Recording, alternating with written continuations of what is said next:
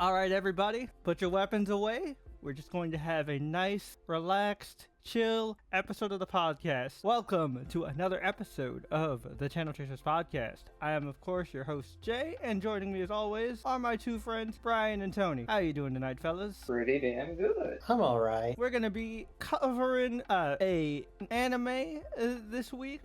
This time, it's not anything like super plot heavy. It's honestly just a fun slice of life action comedy that I have been looking forward to ever since it was announced, because I read this regularly on Shonen Jump and it's hilarious. And that is, of course, Sakamoto Days Season 1. Yep, and I hope this episode is recorded, because I can't remember which one it's on, but I did actually manage to surprise you guys with the trailer. Yeah. Which, speaking of recording, you guys won't know this because, obviously you won't see it. But the reason we have been absent in terms of Channel Chasers episodes for the main podcast is not because we fell into a backlog again. It's that we've been falling victim to technical difficulties issues. The last episode we recorded, the original episode 10, was going to be a whole discussion on Invincible Season 3, which was a great episode. Unfortunately, it was kind of a two-sided conversation, because for a good chunk of the first part of the recording, I can't be heard. And, I'm the A mic, I'm usually the one leading the conversation, and the guys, will agree sometimes, for the most part, especially in the earlier parts. So, it was mostly just dead air and So I was like, we're not gonna record a whole first part again. So we'll just scrap it. If y'all want to know our thoughts on it, I can tell you as a record keeper now all of our scores. Oh yeah, that's right. It's a good thing we implemented this rule for this season. Collectively across the board, we all gave it a 9.5. Nice. Yeah, that sounds right. Cause Yep. I remember, because we all agreed that it's great, but it didn't have that extra wow to put it on a 10 when you compare it to the other 10s we've given out this year so far. Yeah. Also, if you listen back to our last episode, we end it by saying that we're going to cover Deli Boys next, and that one just didn't happen because IRL shit got in the way. That one that was just not my week, and I did not feel like watching TV, and so we skipped to Invincible, and then fucking technical difficulties decided to fuck us over, so had to skip that episode. Luckily, it's not like this is the last season of Invincible. 4 has already been confirmed, and they already finished with all the voice acting, so we know it's in production, and it'll be out sometime in 2026. Yep. So looking forward to that. On top of that, I, as the primary editor of the podcast, have to we want the perfect quality and for everyone at home. We are meticulous about that. Yeah, especially since you guys have really been showing a lot of support. Sure, we don't get comments like that, but our views have been pretty steady since we've been on a more consistent run, and so we want to make sure to put out a quality product and not half-ass it to you guys. Yeah. And sometimes technical difficulties in life stuff is a blessing in disguise, because your boy would get burnt out like mad, especially after some. And I mean, the last one you really had to heavily work on, peek behind the curtain, was the Friendly Neighborhood episode, and that was a fucking chonker. Yep, not so much as a chunk in the past, but I mean, nothing will beat our completely raw upload of How I Met Your Father that was 5 hours long. Which, for those who watched that episode, still absolute legends. Godspeed. I know you must really like hearing us therapize and trauma dump, because that's all that was. We really appreciate you. You're the real OGs in the chat. But yeah, I'm really looking forward to talking about Sakamoto Days. It's gonna be a fun time. It's gonna be a pretty easy breezy discussion. So nothing too crazy, and obviously I can't join in a speculation section because I've read the manga, so there's nothing really for me to speculate about. But yeah, before we jump into the main event, we of course to start off the episode like we always do by jumping right into the news. All right, so it's a shorter episode, and that also includes the news.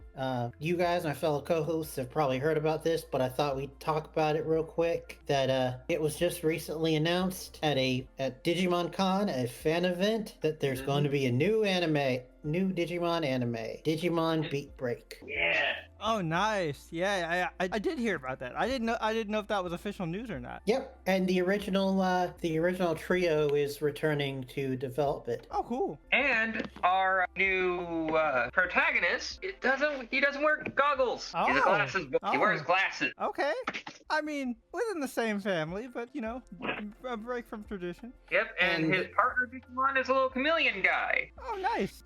A little chameleon guy that looks a little like the Pokemon Toxtricity. Oh, cool. Yeah, Uh, he does have a bit of a punky aesthetic. We don't know the personality of this Digimon. We don't even know his name. It does look like Toxtricity. Yeah, like, And as you can see, the log line is emotion-devouring digital life forms. Ooh, emo. yeah, But that's all we know so far. But it's cool to see Digimon back. Yeah. yeah. I feel I'm going to steal this from Jordan because this is something that he said on a regular basis that I agree with. For a while, I don't agree with this now entirely because I feel like Pokemon has really stepped up anime-wise in the last few years. But for a long stretch of time, Pokemon killed it in the mainline game area and then was kind of lackluster in the anime. Whereas Digimon took a while to really get going with the mainline games. It wasn't until Cyber Sleuth that people were really into it, at least here in the West. And then the anime just consistently kicked ass. Mm-hmm. Although I didn't stay up to date with it. The last series I remember watching was the one where they were detectives and the main guy had an Agumon. I don't remember what it was called. Well, the most recent Digimon anime that was wholly original, not a remake of Adventure, was Ghost Game. And Ghost Game was just... it was supposed to be touted as kind of like a horror-esque series where the digital life... the Digimon are supposed to be spirits digital spirits in a way. And this of our Agumon-esque partner Digimon for the protagonist, who by the way doesn't have goggles, had 3 different champion forms. And the overall plot of Ghost Game is confusing and overcomplicated for its own damn good. Oh, dang. Yeah. And the best part is that you would think that so there's a rookie Digimon called Jellymon, and she is a sass master. Guess who her partner is? Because there are 3 principal characters. A tall upperclassman dude with white hair, who is very shy and meek. Okay. And you have a very opinionated girl. So I feel like the logical pairing is you pair the shy and meek dude with the sass master Digimon. But That's what Jellymon's partner is, the tall dude. okay, that makes sense. Big rabbit Digimon, I think his name is Angoramon. He's partnered with the girl. Okay. So the best way I can describe Ghost Game, it's trying to be this the modern era's Tamers. Yeah, I was gonna say, from how you describe it, I was getting Tamer's vibes. But Yeah. clearly it wasn't as successful as Tamer's. Tamer's is my personal favorite season. Yeah. Mine will always be Frontier. Frontier has What? the best opening theme, especially in English. Oh, Yes. yeah. But Frontier's my favorite because of the concepts behind it. oh yeah, Which- and it goes into a lot of the digital world's history more. So I totally get it. I'm not knocking you for it. And on top of that, there's going to be some, the human spirit, Agunimon in English is going to be in Time Strangers. It is going to be great. Oh, cool.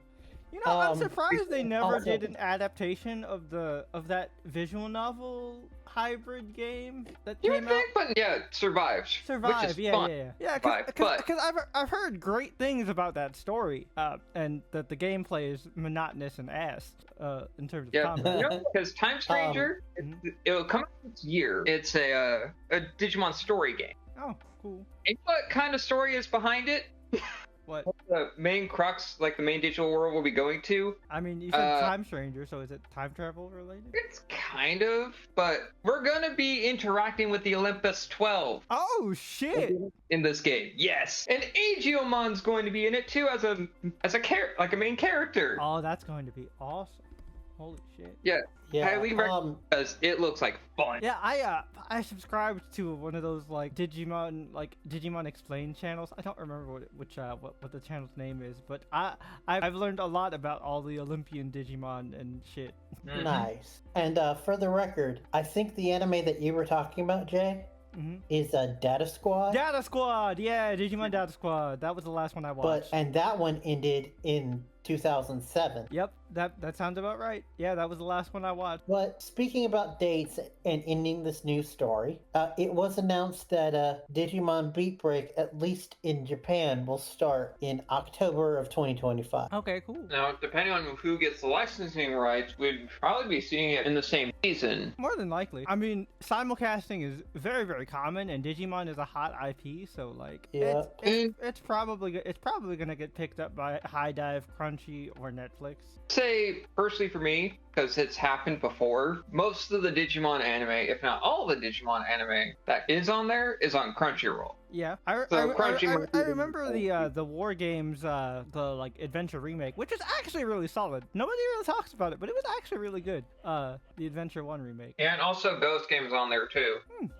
But yeah, that's it for the news this week. Okay, cool. So now we can just jump right into the next segment of the podcast, which is, of course, Screen Time. Screen Time is a segment of the podcast where the guys and I all talk about the different pieces of media we have consumed in between podcast episodes. That could be anything from YouTube series to music to TV shows that we don't have time to cover on the podcast, movies we don't have time to cover on the podcast, books, comics, and more. So I'll go ahead and start. One thing, as of the recording of this podcast, it's like the night of the 25th of March, and the prequel book to Wicked, Elfie, just came out today, and I listened to the first 4 chapters. It's written by Mark McGuire, the original author behind Wicked, and the entire like kind of as I said, it's a prequel, so it follows Elphaba's childhood, growing up in Quadling Country, like, kind of learning about herself, having to be hidden, being raised by her nannies and stuff like that. This is all before her powers kick in, so we don't really, and I'm also very early in the book, so like her powers haven't even like manifested or anything like that, but I'm interested to see. I thought something I thought that was really cute about the book itself is that the dedication page, it was dedicated to Idina Menzel, Cynthia Erivo, and all other Elphabas, past, present, and future. Oh, that's wonderful. Yeah, really sweet. I really like the book. The narrator for the audiobook, I think, does a really solid job. It is not the same narrator that did Wicked.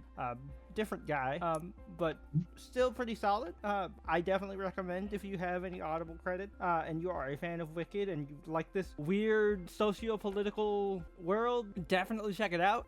It has a lot of Wicked's leftist progressive politics in it. So if that's not your cup of tea, feel free to jump out, but it's always been there, so don't try and cry woke about it either. Yeah, because they said in like pitching the show and everything, book, that it's also going to explain like why she has such an affinity for the animal kind and stick up for them.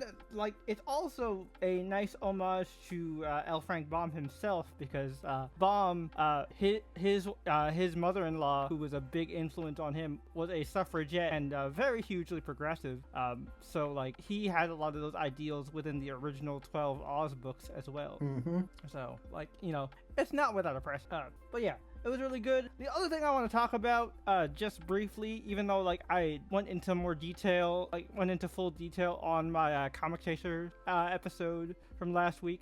Thank you guys for anybody who decided to check that out. It seems like you guys prefer the longer videos to the shorter ones, which I'm not mad at. It's a lot of fucking books, and next week is going to be another heavy fucking week, or this coming week. But the book I want to spotlight in particular is Absolute Flash #1. That was written by Jeff Lemire with art by Nick Robles. I really like this. It's really cool. So the best way I can describe it is it's a Flash book that feels like a Hulk story. And the reason I say that is, right, so Wally is a army brat, and his father, who he's estranged with, because if you know Jeff Lemire is really good at writing estranged family dynamics. Oh, absolutely. So Wally's mother passed a few years ago, and it's caused a lot of tension and estrangement between him and his dad, and him and his dad kind of just move around from base to base depending on his dad's job. So they end up in a base, and I want to say it was even Arizona. It really feels like a fucking Hulk book. And the project that Wally's dad is working on, he is working alongside a top government scientist named Barry Allen. Barry takes quite a liking to Wally because he sees how smart and capable Wally is. So he and how lonely he is. Yeah, and because actually, yeah. Fun fact, I read it too. Oh, nice. Yeah. And how lonely he is, and so like he invites Wally in, and like shit goes down. It reminds me, and again, it reminds me of Hulk. And again, spoilers for Absolute Flash if you haven't read it, because literally an explosion happens. Barry tells Wally to get out of here and run. Very similar to Bruce and Rick Jones. However, when Barry gets caught in the explosion, Barry gets got. Yeah, in this version, it's kind of almost like if Bruce died and Rick became the Hulk. And it also has like a really interesting kind of like convention to the narrative, because speedsters have always been notorious with fucking around with time. So they play around with like where events are taking place. Like, they'll have big letters of now or 3 days ago and shit like that. So that's pretty interesting. And the other thing that reminds me of like a Hulk story is that Wally is on the run, obviously, and he is being chased by a military group. This military group is led by none other than one Captain Leonard Snart. That's right, folks. Shit. The absolute rogues are here. So they're working for the military. Yep. And they're pretty fucking cool. I love their designs. And we also see that it seems like one of the big bads that Wally is going to be dealing with in this first arc is another notable member of the Rogues. Personally, one of my favorites, the Mirror Master. So that'll be interesting. It's a really cool take on the Flash. I also appreciate that like he's only 15, so like it opens a door for other like Titans age characters in the Absolute universe. Yep. So that's cool. Also, it seems like it's going to be addressing mental health as well. Yeah, because Wally is very much like, he is a walking, talking ball of anxiety, and he shows clear symptoms. And like, one of the repeating motifs is, Wally just learning to slow down and breathe, which is, a common thing that happens if you've ever experienced a panic attack. Kind of just have to center yourself, slow down, and breathe. Yep. And his number one like anchor person was his mom. Yep. And now that she's gone, which also like made me raise the question of, where's Aunt Iris? After his mom died in the main universe, Iris became really his big parental figure. So where's Iris in this equation? Well, he did say that they moved around a lot. Yeah. So maybe he'll run into Iris eventually, and she'll become a main part of the cast. But yeah, I really do like it. The art is fantastic. Especially like the colors really pop. If you like Lemire's writing, like I said, especially with like the strained family dynamic, you'll definitely like this, because like the thing I really like about Colonel West in this book is like he's clearly not good at communicating his feelings to his son, but he's not an asshole. You think that he's gonna be an asshole. Yeah, you think he's gonna be like the General Ross type, but he's actually like really trying. He's like, I'm sorry, Wally, like, but I can't have you fucking around with government, like, these secret government experiments. No. Like, kiddo, what are you doing? And and there are like blanks in Wally's memory, so Wally doesn't know like what the fuck happened with that explosion. Did he actually kill Barry? He feels like he killed Barry, but I don't think that's the case. Yep. Also, another Flash villain appeared in this issue. Oh yeah, Boomer. Well, also Gorilla Grodd. Oh yeah. They hint at Gorilla Grodd because they show that like one of the other like little experiments that in the lab is the telepathic ape. And don't know if you heard, and don't know if you mind spoilers. Oh, go ahead. But basically we found out already that this version of Grodd, he's going to be more of like an animal companion. Yeah, he's gonna be. Yeah, I noticed that with like the when they showed, not like the next episode, but like they showed like those panels where like he was shaking hands, Wally was shaking hands with what seemed like Grodd. Because what happened at the end was we flashed forward and saw Mirror Master going over all the government files, and we saw previews of things to come. Ah, that's what that was. See, with the whole time travel element, I wasn't sure if we were just seeing the future or like what was going on there. It said 1 year later. But yeah, Absolute Flash is great. I will report back next week to talk about Absolute Martian Manhunter, which I'm very curious about because Martian Manhunter has never been a character that I genuinely cared about outside of the cartoon, and Supergirl, because I really do like the portrayal on Supergirl. But we'll see.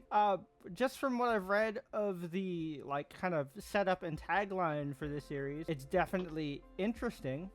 And the art's going to be done by Javier Rodriguez, so I know it's going to at least look pretty. So we'll see how it goes. So far, Absolute hasn't missed for me, so we'll find out. Also, next week is the first issue of the Marvel vs. Godzilla one-shot, which I'm super excited for. It's going to be, I believe, it's either a 4 or 6 issue miniseries. Each take place in a different era, starring a different team or character.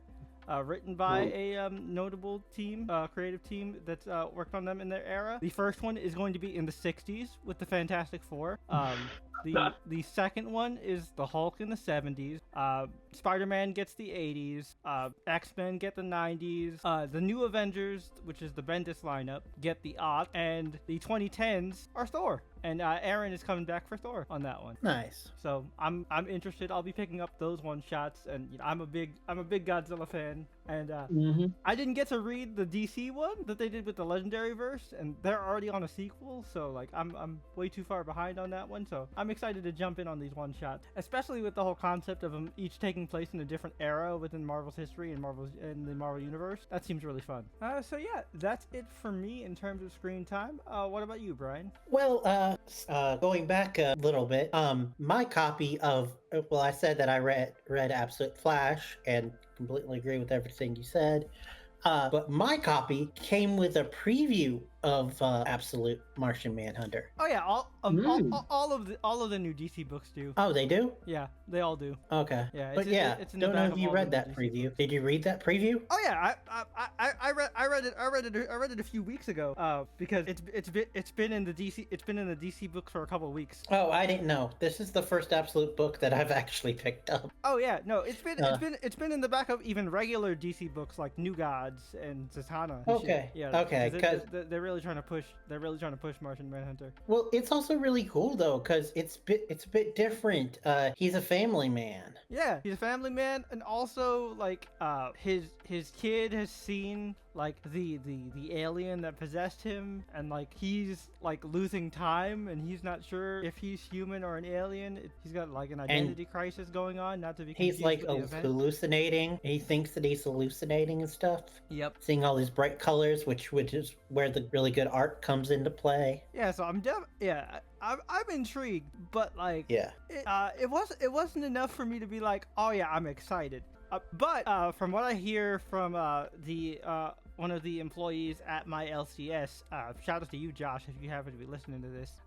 Apparently, Absolute Green Lantern is legit, and I'm really hyped for that. Because that one, they're starring the new girl, which you know I'm cool with.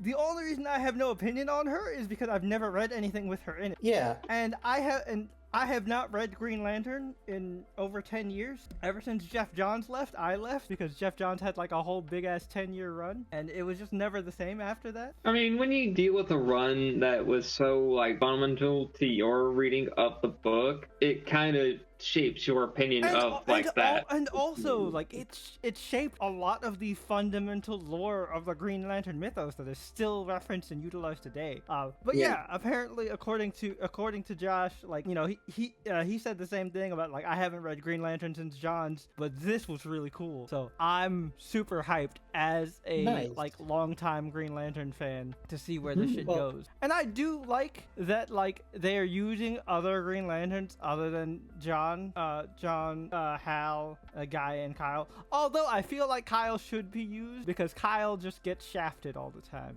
Like everybody remembers Guy, John, and Hal. Shit, people even remember Jessica because Jessica has that cool backstory with the whole power ring thing. But nobody remembers Kyle, and Kyle's my guy. Nobody remembers Baz either, but like, you know, That's Yeah. understandable because Baz is kind Like, of forgettable. Yeah. Yeah. Only real notable have the thing ending is here. that he's the one that has a gun. Yeah. Yeah. Which apparently he also goes through a character arc where he no longer needs it. Yep. But yeah, and Kyle is one of the few of the main ones who we don't know the status yet on the DC universe, Yep. the Gunverse, I guess you could say. Yeah. But anyway, I also kind of went down a rabbit hole. Alicia X Death, if you know her, she is a redheaded, dark-skinned elf VTuber, and she does a lot of reaction content. Ah. And I've been deep diving into her reacting to Kitchen Nightmares because she actually is a restaurant owner. Oh, cool. So she watches Kitchen Nightmares and like Oh, you so really it's, get to see. it's almost like one of those industry professional reacts to type videos. Yeah, and Okay. Sounds like she said that hers is more of a commentary than a reaction. Mhm. Each video is like an hour and a half for one episode. That makes sense. I mean, And, considering it, it's your field, you definitely would have a lot to say and that kind of subject matter. Yeah, and so far I've seen her do some like of the average episodes, and then couple of the more infamous episodes like Amy's Baking Company. Which- Yeah, that one was bad. That was one of the ones where Gordon was like, "I can't help you." Yep. And then Sebastian's, which was one because it was infamous because the guy touted his, I think, 24 different flavors for his menu. Bro, And that his, sorry, Brian. I was just gonna say his menu looked like a novella. Jesus Christ. Yeah, bro thought he literally is cooking with that fucking big menu. Yep. Who wants And his whole thing wants is, to read a novel when they're trying to order food? well, also it's a pizzeria where he uses frozen pizza dough. The fuck? Mm-hmm. That's not a real pizzeria.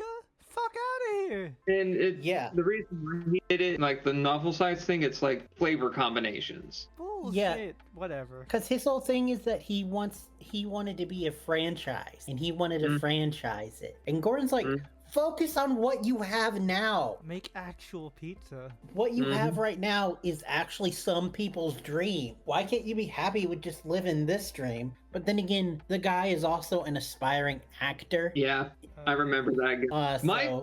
My favorite out of all of them is when he really tore into this one French dude who was very pretentious as fuck. And his only customer, he was up his own ass so far, he could actually reach like close to his lungs. That's the level of arrogance we were dealing with. And the comeback that, like the clapback that Gordon said to him, "You look like a pig, a French pig." Oh, damn. I remember that one. I don't know if she's covered that one yet, but I would look forward to one of the another cool thing about her reactions is at the end of it, she stops it before the flowery update that they say. She's like, "All right, mods, what's the actual update?" And actually gets like the full. So they actually like Google the restaurant and get the full like non-fluff update, which the one for Amy's Baking Company, I didn't even realize this, but during the whole entire thing, the wife toted about how they're soulmates. That's why they knew each other for like, I think she said a month, and then they got married. They're divorced now? Yep. And also, both of them seemed very like jittery and out of it. Well, the husband and wife that were running it. Well, the husband was arrested, and I believe tried, and for drug trafficking. So, oh my god, they put coke in the cake! Also, one of the minor things that they found out from the non-flowery update is that you guys, I'm pretty sure that's not sugar. I mean booger sugar maybe, but like which speaking of one of the non-flowery update things for that place was that Gordon actually said that one of the like better things about the restaurant was their desserts and their cakes. And she toted about how she made them. Well, no, after the episode aired, it came out to be that she was just buying them from a bakery down the street. Wow! Yep. Crazy. Yep. That's worse. I tell you, it's also funny how some restaurants will close before even the episode airs. Damn. Yeah, so I watched that. Then also I mentioned in the last episode, I believe in the last recorded episode, I believe that I mentioned that I was filling some gaps in my nerdom, and Yeah. You that's mentioned when Gravity. I talked. Yeah, you mentioned that you finished Gravity Falls. And then in the last episode, I mentioned how I was starting Owl House. Well, now I've actually finished it. Welcome to the club, buddy. Yep. It, like you said, Jay, you can tell that it's rushed, but even with that, oh my god, that last season. Yeah, but given what they had, they did really well with those 3 movies. Yep. And I also like how Dana Torres and the crew were like, fuck it, we're gonna go all out. You said that we're canceled, we're gonna go all out. And they like officially confirmed that the main character is bi. And listen, man, like Amity and Luce are an adorable ship. I do love them, but the real like heart ship of the show is King and Luce, man. Oh, their brother sister relationship, just it's so fucking wholesome. And I also nearly cried. Same. In that one episode where we first meet Rain. And we think that King's gonna say that he's leaving, but then we find out at the end that he said, I'm legally changing my name to King Hawthorne. Ida, you ain't getting rid of me. That was so fucking cute. Oh, man. Yeah, yes, it was. Which, by the way, the Rain Ida ship was really good too. Oh yeah, I loved like learning more about Ida's like rebellious past and shit. Yeah, which I would love to see a spin-off of that or the college years, but I also get it because Dana Torres has gone on record saying that Disney fucked with them so much that she's never doing that she again. would never work with them again. Yeah, I understand. So we're probably never going to see any more of the Owl House. But like we previously reported, her like main writers that she did the Owl House with are working on the Knights of Guinevere. Yeah. Which is a web series coming out done by the same animation crew as Amazing Digital Circus and Murder Drones. Hopefully it won't be fucking terrifying. Well, it will terrify in a different way because that's the one where we saw like the Disney princess who we found out was like a robot that was being experimented on. Yeah. That's the Knights of Guinevere. I'm just saying there's no fucking clowns or spiders. Yeah, but anyway, yeah, at the very end I did tear up a little out of like happiness because just like that final montage at the end. Oh yeah, like they did a really great job of providing a sense of closure. Like if you fell off of the Owl House because you didn't know it was coming on because of Disney's shitty release schedule and stuff, go back and watch the final season. Go back and watch season 2 and then watch the final season. Oh yeah, because that's also part of the reason why I haven't watched that much this time. It's because I'm watching like Owl House videos as well. No, I totally get that. Yeah. But yeah. Also, just as a heads up, if you are gonna watch the 3rd season, don't skip the intros. Nope. The intros for season 3 are all like exposition and all different. Go by Gravity Falls rules, people. Which, by the way, we never talked about it, but those last couple intros where Bill took over, yeah, those were terrifying. The weird Mageddon shit was so fucking crazy. Yep. But yeah, so there we have it, folks. Finally, after years of not watching it, I have caught up on Owl House and Gravity Falls. Now you gotta watch Amphibia. Not the same creators, but same vein. I hear it's a similar audience too. Oh yeah, and that's one where like I mean like. When it was active, it had just as active of a theory community, because boy was there drama. You wouldn't expect it, because it starts off very light and happy-go-lucky, but then it gets, I don't want to say dark, but like stakes raised real quick. But it definitely feels much more earned than something like a Star Versus. Yeah, Star Versus. I called you out. Real quick before we jump to Tony, I did want to mention, because you reminded me, because you said you were catching up on stuff, and that also made you watch videos. Something I have been meaning to watch and catch up on, and that also led me down a video rabbit hole, is I finally sat down and watched Fairy Tail 100 Year Quest, the sequel anime to Fairy Tail, and I like it. Look, I'm not a Fairy Tail hater, y'all. I like I unironically, unapologetically like Fairy Tail, and 100 Year Quest is more of the stuff I like. It does get a little confusing because, like, you know, it suffers from a little shonen power creep because obviously they beat Acnologia in the end. Spoilers, I guess. And so now they have to fight the dragon gods, which are even more powerful than Acnologia. And it's pretty wild. I like it. I forgot how much I missed these idiots. And also, like, there's a lot of progression. Like, there's like a pretty decent time skip, and a lot of shit happens. Like, Gajiel and Levy have a whole ass kid. If you don't remember Gajiel, Gajiel is the Iron Dragon Slayer. Yeah. Him and Levy have a whole ass kid, and yet somehow Lucy and Natsu have not fucking admitted that they like each other. Like, what are you guys doing? Everybody else is together. Gray and Juvia are a thing. Loxus and Mira are a thing. You guys, you like each other. Shut up. Just say it. Which is, it's weird because, like, Mashima is usually really good at, like, doing the whole setup for the main character and main female lead pairing. You know, he did it really good in Rave Master and even in Eden Zero. I don't know why it's taking so long in Fairy Tail. But yeah, I like it. Like, you know, if you weren't a Fairy Tail fan, this isn't going to win you over. But if you like the show, you're going to dig this. I will admit that the action is a little less hype than, like, the original Fairy Tail series. But I think that's because I've been spoiled in terms of anime action scenes because most of the shit I've been watching has been animated by MAPPA.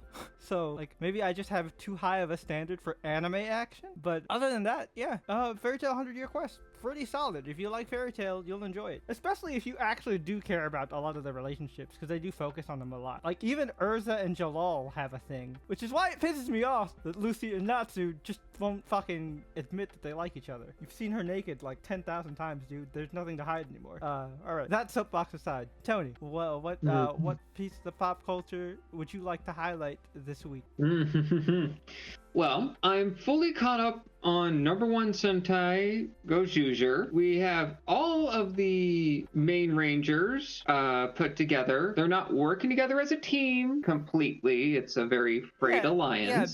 Because the whole gimmick is they all want to be like number one, right? And the best part is that we have a reoccurring antagonistic character who is the number one prime minister and the youngest prime minister in the history of Japan. That just makes me think of the Andrew Tate motherfucker from Persona 5. Yeah, so no, he's young. He's around their age, which I think some of them are about in their. He might be in his, like, Akemi is his name.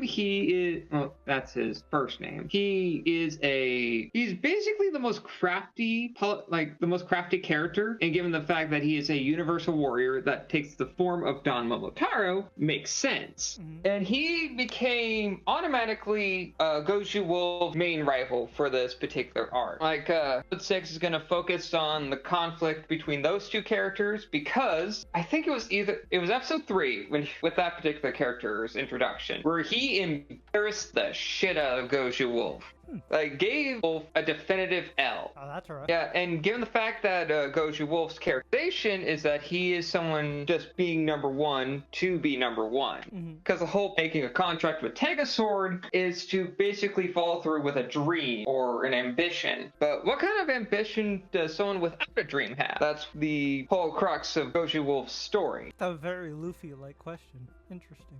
Yeah, and of course, we're also introduced to the rest of the cast. And for episodes 4 and 5, until she transformed completely, Goju Unicorn, the first female Black Ranger in Sentai history, wasn't able to transform because her goal was very muddied and not focused enough for Tegasword. Because her whole thing centers around, like, her whole dream centers around her sister. And that's all I'm going to say about that. So because it really needs to be more of a personal goal in order to really. Okay, interesting. So what I can say is that it is a personal goal, just the fervor she's going about it is due to her sister. Yeah. Okay, I got you. It's a level. It focuses on her sister and her and Goju Unicorn's occupation, actually. Okay, and I really want you guys to have a watch along with me because we're only 5 episodes in. It has a really interesting premise. Yeah, and I like the fact that it's not all we're all in this together starting off. And the Universal Warrior concept's actually very interesting because you have characters that are their own individuals with their own separate ambitions and goals, and it's an excuse to use Red Ranger suits.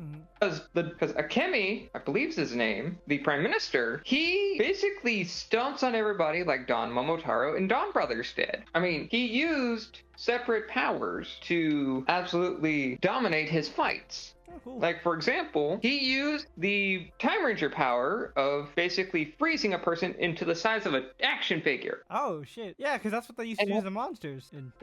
And trying to escape the conflict of episode 3, he used Jetman's powers, which is basically the ability to grow small wings on the side of your suit and fucking fly. Oh, cool. Yeah, this Prime Minister is a menace. More of a menace than Shido from Part 5? Or Persona 5? I'll explain it like this, Jay. He's Akemi's a character that I think you would like. Okay. He is a person that wants to be good, like an overall good person. He wants to be the face of the nation. He has he presents himself in such a way that his forward face is being kind to people. You know who this reminds me of? Going back to the Persona 5 reference, it reminds me of fucking Mr. Pancakes. Yes, it is. And it's relatively sinister, but it's more of a selfish ambition. It's not as cynical as Akechi. Yeah, but Akemi's the type of person that uses his personality, so to speak, as powerful weapon. Yeah, very similar to like how Akechi used the Detective Prince persona. And he's definitely becoming one of my favorite antagonistic forces in this show because the big bads, Bryden, barely do anything. Interesting. Like their main the whole crux of their fights really are based using the Bell robot things to fight for mecha fights. That's it. Okay. Well, I mean, when the main conflict is Ranger versus Ranger. Yeah, and everybody's so scattered. I guess that makes sense that, like, you know, they wouldn't really be doing much. The crazy thing, that's not the main conflict. The main conflict is basically everybody fighting each other. That's what I meant. So, Raiden's just there in the background, just existing here and there, and then there's the No One monsters that become number one something or other. Okay. Like, episode... Gotcha. So, like, at least as of right now, like the main bad guys are just kind of monitoring this big battle royale that's happening. They're not monitoring. They just kind of interject. They're just there. They're just there and they interject sometimes. Gotcha. They're a faction in their own right, but they don't do much other than just having an excuse for mecha battles. Okay. But with episode 5, the number one monster for the week is the number one meddler. Yes, a person who meddles to a degree where they become number one. That would definitely have been my title back. I do appreciate meddling. You'd be possessed by that monster because how No One monster is that there is a desire a certain person kind of projects overwhelmingly, and they get possessed when they hear a voice from a circle, and they basically take the characteristics of meddling in this case and other tangentially related words and basically create that monster's physical form. Interesting.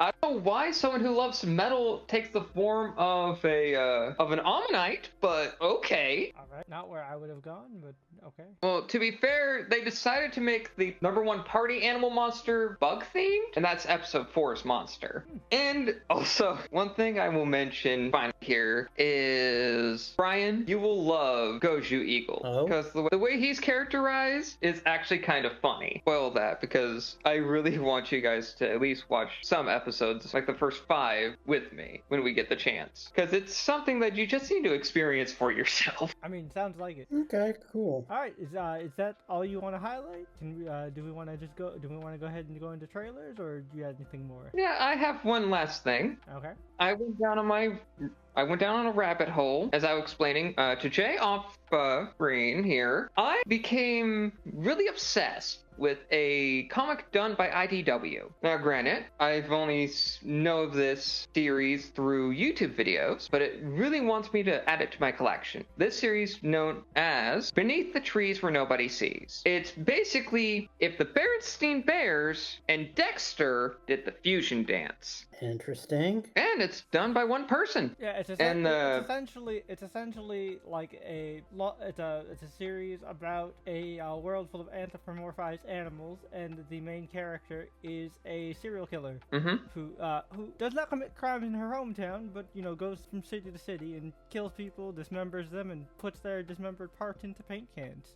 All because she also uses the same tools that she sells at her hardware store in the town she lives in. But when a grisly murder happens in the town, it's up to our protagonist to figure out who did it before she gets pegged for the crime. And the mystery for this series is really damn cool. I would highly recommend you check this out too, Jay. It does sound interesting. And it really delves deep into a bit of the psychology of our protagonist and the antagonist of the story, which, by the way, there's a prequel out right now that focuses on Sam's early, inner college years. Cool. I mean, I'm a true crime nut, so I definitely would be interested in checking this out. I'll put it on. I'll put it on as a maybe. And I would like to thank the YouTube channel Grief that brought the series to my attention, because his breakdown of the comic is actually very entertaining. And I'm really looking forward to actually getting its sequel, known as Beneath the Trees Where Nobody Sees, Rite of Spring. And I really want to really dig deep into the characterization of Sam, the antagonist of the story, and how they, as serial killers, do their crimes differently. Nice. Yeah, indie horror has been killing it in comics lately. I haven't really talked about it because I've just kind of been reading it in the background. I'm still catching up, but I am currently reading the second omnibus for Something's Killing the Children, so I can catch up and eventually start reading Something's Killing the Children in single issues. It's written by James Tynion III or the Fourth, and it's basically about monsters created by children and their own personal fears and insecurities, and like a secret organization of monster hunters that can see them and is tasked with killing the monsters. They also have just really interesting world building and different rituals. Like, they seal monsters inside these stuffed animals, and they essentially work as their kind of guides to help detect the monsters, and also they're central in this binding ritual that they use to be able to actually kill the monsters. It's really cool. This series is eventually going to become a Netflix show, from what I hear, and I'm very excited to see how that plays out. So yeah, with that, I think we are now safe to transition into Trailer Talk. Trailer Talk is the segment of the podcast where our boy Brian here has gathered together six brand new trailers. You can find a link to that playlist in the description down below, as always, and you can watch those, pause the video right now, and then watch those trailers yourself, and we will be back through the magic of editing after we have reacted to them and give you our rapid fire reviews, or thoughts and reviews of said trailers. But until then, please enjoy this word from our non-existent sponsors. And we're back. Okay, solid bunch of trailers. First off, let's talk about Sinners. I mean, Ryan Coogler and Michael B. Jordan are an easy, must-see team up. Creed, yep, Fruitville Station. Also, this is their first time doing a supernatural type beat, and that's interesting. Vampires are making a comeback. The Jim Crow era. Yeah. Also, what's going to be interesting is that one Jamie Foxx. Oh. That was Michael B. Jordan. Michael B. Jordan is playing twins in this. Oh, I thought the brother was Jamie Foxx. Oh shit. But I still hold that I want to see Michael B. Jordan and Jamie Foxx in a movie together. That would be cool. I think the other reason I thought of Jamie Foxx was because Jamie Foxx was also in that really good vampire movie that's on Netflix called Day Shift. Yep. Snoop is in there too, and it's great. Also in this movie, returning to the Western genre for the third time. Haley technically, Steinfeld. it's not a western. Let's if it's Prohibition era, Yeah, you're it's right. it's gangster. Yeah. It's more of a gangster movie than I a know. western. Okay, my bad. Yeah. Anyway, Haley Steinfeld is in it too. Yeah. Also, speaking about Marvel, continuing Marvel, B13 from Loki is in it, and also the mayor from the Batman. Oh, speaking of Loki, I found out something really interesting. So you guys know that Time Variant Authority miniseries Yep. that's been coming out? So apparently this actually connects the MCU. Mm-hmm. And they revealed that Wanda, like MCU Wanda, is like being stored under the TVA in suspended animation. Yeah, I heard about that. It's like, what? Huh? Well, we also heard big news from Wanda herself that she's not going to be in Secret Wars and Doomsday. Which makes sense. But also you can't really trust Marvel actors because they are they are under a huge NDA to the fact where Andrew Garfield swore up and down for years that he wasn't in No Way Home. Yep, same for Toby. Yep. To be fair, everyone knew they were lying. Yeah. Fair. Well, that's because it got leaked, but I also think that like Wanda's gonna make an appearance. It's, like at the very least, we're gonna definitely get some hints of her in Vision Quest or whatever. Oh yeah. Would be interesting if they got Elizabeth Olsen to voice Jocasta. Oh, that would be interesting. Yeah. Or that would. You mean Virginia? You mean Virginia? Yeah, Virginia. Sorry, my bad. Jocasta was Ultron's wife. Yeah, I remember now. But anyway, back to the trailers. One that I'm less excited for, but probably going to see on streaming, Shadow Force. It just exists, man. Like, you know, we've said this time and time again. It just feels like one of those generic streaming action movies that's probably going to be like a good watch, but like I'm not going to run to. Like stuff like Heart of Stone and shit like that. I will say that Kerry Washington and Omar Sy? Yeah, Sy. make a good couple. You they know have who that good guy chemistry. is. He looks familiar. He was the star of Netflix's Lupin. Oh, and shit. and also he was live action Bishop. Oh. But yeah, but that seems to be the only thing. Then also another one that I'm not so excited for, like, why does it exist? Happy Gilmore 2. I said it when we were talking off camera or off mic, but this feels like one of those, like, just capitalizing for the sake of nostalgia type movies. And I feel conflicted, because, like, on the one hand, Adam Sandler has shown he's really making a comeback, actually trying in his movies now with stuff like Spaceman, like Uncut Gems, and even some of the Netflix comedies are actually pretty funny. Now, and I remember you mentioned that the movie with his daughter was pretty good. The Bat Mitzvah one. Didn't you watch that? Oh yeah. It was with his whole family, but his daughter was the star. Yep. Yeah, that one was pretty good. But this one is actually being directed by one of the co-creators of Workaholics. So it might be all right. And because it is Adam Sandler, the cast is stacked. Well, yeah. And I mean, it's also a sequel to Happy Gilmore. That's one of his classic movies. Yep. And I mean, that's why I'm really apprehensive about it, because you don't need to touch this, man. Yeah. But they will be bringing back Christopher McDonald. Yeah, I saw. Which is nice. And Ben Stiller, that one's going to be interesting. Yeah. They've always had good chemistry, so I'm interested to see how they play off of each other. But if you remember his character in Happy Gilmore, he was the abusive nurse.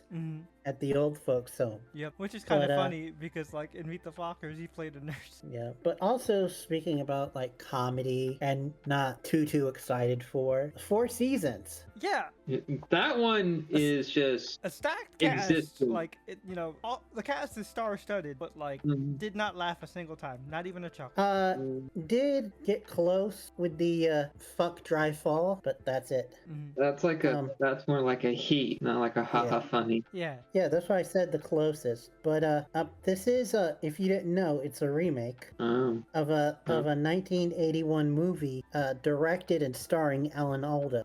And apparently Tina Fey is working behind the scenes with it, so maybe it was a badly cut trailer. We'll have to wait and see. Maybe. Cautiously optimistic. Kimmy Schmidt had a terrible trailer, and that show ended up being good. Yeah. Another one that I don't know about, just because the trailer didn't give it away, but we are going to support it anyway because we support indie animation here, unless it stars something that is a big phobia. Yep. But I'm talking about the Gaslight District. Yeah, it has a really cool aesthetic. I mentioned to the guys, it has this, like, it reminds me of the movie Book of Life. Like, that ironically came out around the same time as, like, Coco, I want to say. Which, like, fun fact about that movie, this has nothing to do with Gaslight District, but fun fact about that movie was actually created by the husband and wife duo that created El Tigre, The Adventures of Manny Rivera. So, yeah, it has, like, Gaslight District had kind of like a Dia de los Muertos vibe, maybe just the lettering, but like, oh, because it also had it also felt a little Burton-y. Yeah. Yeah, the official synopsis that I found is that it's an action crime drama that takes place at the end of the world. It centers around a group of undead gangsters that fight for control over what's left on an island pulled from the sea, filled to the brim with immortal criminals and gangsters. The denizens of this land have been cured by God and left to rot, fester, scab, or peel for all eternity. Oh, that's probably why it has the Dia de los Muertos vibe, because all the skeleton shit. Okay, interesting. So it's kind of like a post-rapture type thing. Cool. Yeah. Yep. Really interesting concept. And it's got a lot of familiar voice actors to this world. Michael Korvac is his name. He was the pilot voice for Angel. But it's funny that he's you say also Michael the... Korvac, because I was like, wait, like the Korvac saga? The Avengers? That's No, his actual name is Michael Korvac. I know his actual name is Michael Korvac, but like the character also happens to be named. The character from the Korvac saga also happens to be named Michael Korvac. So we just the actual existence of the Marvel universe right now when it comes to that fucking name. Right? Yeah, but apparently this guy who's done that, he's also the Jax, the bunny guy that everybody loves in Amazing Digital Circus. He's voicing the villain in this, so that's going to be interesting. But last but certainly not least, the biggest surprise, Duster. Yeah, Duster looks fucking awesome. I love like old school blaxploitation movies, and this has that kind of vibe in spades. Oh yeah, and also the song that was playing throughout the trailer is just a vibe. And it also just has a classic vibe to it, like a fucking cop duo and a fucking dope ass muscle car kicking ass, taking names in the 70s. It is so cool. I love it. Yep. It's co-created by J.J. Abrams. I wonder what the mystery box is. Yeah, I hope it sticks a landing, like a good landing. And he's co-creating it with a lesser-known person, Latoya Morgan. What has she done before? She's worked behind the scenes in writing for TV, but she's done shows like Shameless, Parenthood, Into the Badlands. Oh, Into the Badlands is fucking dope. Shameless is also great. Yeah, and don't know if you recognize the main guy, but it's a J.J. Abrams alumni, Josh Holloway. Was that the guy Sawyer who played from Lost? Is that the guy who played the blonde guy from Lost? Sawyer, yeah. Yeah, Sawyer. That's why he reminded me of Matthew McConaughey. Sawyer always made me think of Matthew McConaughey. Yeah. Also, because like I knew it wasn't Matthew McConaughey, that's why I didn't say it out loud. I was like, but I get Matthew McConaughey vibe. It's Sawyer from Lost. That makes sense. Also, his partner is the black girl from Love Victor, who also played young Beth in This Is Us. Yeah. But also, in a rare appearance of live action, Keith David! We have Keith David. I was so hyped. Yeah, that absolute legend. The only time we've seen him in live action is when we saw like those dumb B movies that we watched with Dark. Or Tales from the Hood. Oh yeah, Tales from the Hood as well, yeah. Only Tales from the Hood 2. Yeah. But yeah, overall pretty solid batch of trailers. And also in it, I just found this out because I don't think he's in the trailer. Greg Gumberg. He was the cop in Heroes. Oh shit. Oh, it was like he was the telepath, Matt, wasn't he? Yeah. Yeah. Good to see him doing work again. Yeah. All right. Anyway, that's the trailer. So that is trailer talk. So now, prepared for the. I hope you enjoyed all our other long-winded sections because we are about to speed run this shit. Like normally, I'd say this is our spoiler-free discussion before we jump into spoilers, but honestly, this is just going to be our general discussion overall. Because there's really nothing to spoil. I mean, it is what it is. It is what it says on the tin. Sakamoto Days is an action comedy anime series series where the premise is essentially, what if John Wick retired, got fat, settled down, and was still John Wick? And all the hilarity that ensues from, his past coming back to haunt him, and, all these poor hitmen having to commit science to fuck around and find out. And then him collecting this family of misfits with Shin and home redhead, whose name I can never pronounce. Lou. Yeah, it's her family name, but people just call her Lou. Yeah. But yeah, it's a really fun series. The action is top notch. Like the comedy is just straight up hilarious. I love who they got in the dub for Sakamoto. He does like the perfect dry delivery whenever like you know who that is. Who is it? Matt Mercer. Oh, it's Mercer? Oh. Yeah. See, he doesn't talk that much, so it was harder to pick up. Yeah, it took me a while to notice too, and I'm a big Critical Role fan. To be fair, Shin and Lou do most of the talking, and I think that's more the fun. Yeah. I mean that's part of the gag, right? I mean, he's very much a man of few words. He's like straight up very much a Keanu Reeves action type character. But yeah, the whole voice cast does a good job. Oh yeah. Also, I was surprised when I found out who plays Heisuke Mashimo, the Hembo sniper. That's Blue Beetle, Zolo. Oh shit, cool. Oh, holy shit, that's awesome. Nice. Good for him. We also saw his voice work in Invincible Season 3. Yeah. That's twins from the future. Yeah, Fight Master and Dropkick. Yep. Yeah, those Which goobers. the only reason why I know is because I have it kicked up on my phone. Also, they made a whole joke about how awesome their names. Yeah, but anyway, I like the Himbo sniper. He's a good addition to the team. I like his bird. His bird's cool. Yep. Bird is cool. Yep. And I love that he's so stupid that they can't read his thoughts. Dude, it's such a simple gag. You'd think it would get old, but it doesn't. He's so dumb, and it's great. Yeah, bro's on a different plane of existence. He's too stupid to function sometimes, and it's oh man. But he's also a brilliant sniper at the same time. Yep. Yeah, which what the fuck? Like that scene when he was fighting the guy that could go invisible. That was awesome. And then he was like, "Shin, do your thing." And I just like all the contrast, fucking Sakamoto being this out of shape dad, but he could still do his John Wick shit.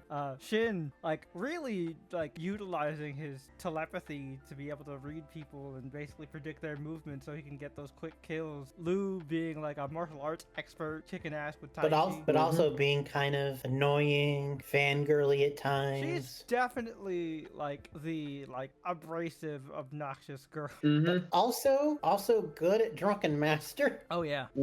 But that's just the Chinese stereotype. You got a Chinese martial artist, they got to be a drunken master. Because that whole haunted house episode. One of my favorites was the amusement park episode. That was fun. Oh yeah. But I also related to it because I'm not I like amusement parks, but I'm not a ride person. I like Disney World because there are shows and shit. And I like theater stuff. Hear you. No, my all-time favorite one was the Hot Springs. Oh yeah, that was fun. Oh yeah. But I think before we say anything else, folks, we cannot say enough that this show is great. The action is top notch. Like you want fucking gorgeous fucking Sakuga. Look no further.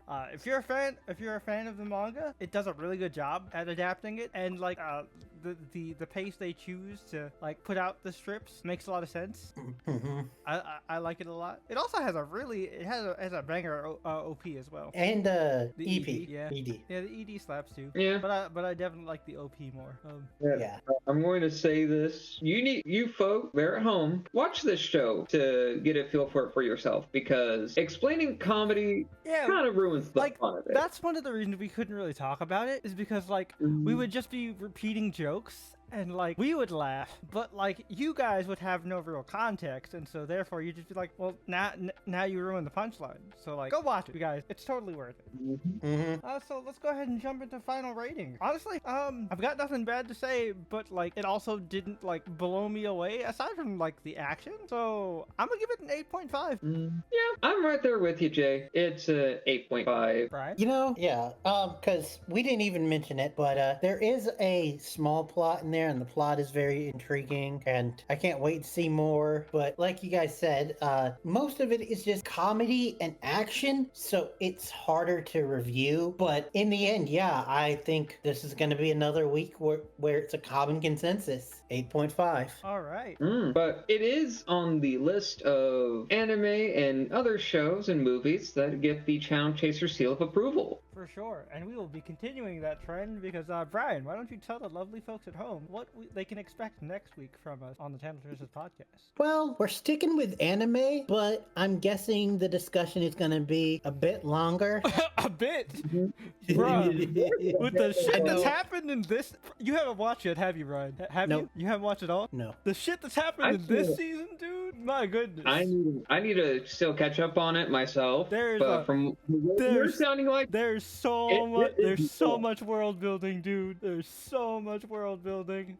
And what world we're talking about is if you guys My remember a Happy little Marriage. anime that Tony and I gave a 10 out of 10 to last year, because we love shoujo. Yep, Brian just said it. My Happy Marriage. It's back on the podcast menu, boys and girls. Fuck yeah! One of our absolute favorite. Like, dude, this is one we've been looking forward to since season 1 ended. Yeah, I personally myself didn't give it a 10 out of 10, but I'm not as familiar with shoujo as these guys, but I still gave it a 9.5. And oh, dude, it is fucking beautiful. I am talking like Violet Evergarden like levels of pretty, and Violet Evergarden levels of feels too. You really feel for Mio, and Kudo, but mostly Mio, to be honest. Because she is nothing but pure innocence. We must protect at all her. costs. Oh man, but yeah, there's a lot of stuff goes down this season. You want to talk about plot heavy? This is the exact opposite of Sakamoto Days. This is very plot heavy. We are going to have to recap events in this one. Hence the sarcasm. Oh yeah, it is the great divide. When it comes to some anime,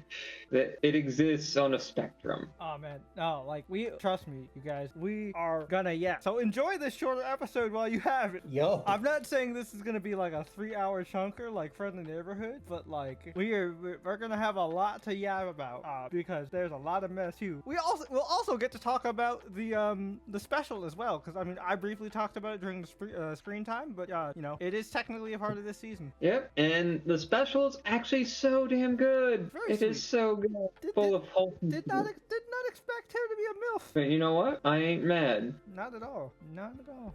But yeah, looking forward to that, and hopefully you guys are too. And don't forget to do all the usual YouTube things, and make sure to give this video a like, hit that subscribe button, and notification bell so you don't miss any brand new episodes of the Channel Chasers podcast, Comic Chaser, and any of the other stuff we bring to you on this fine channel. So, until next time, we'll catch you later. Peace. It's high quality.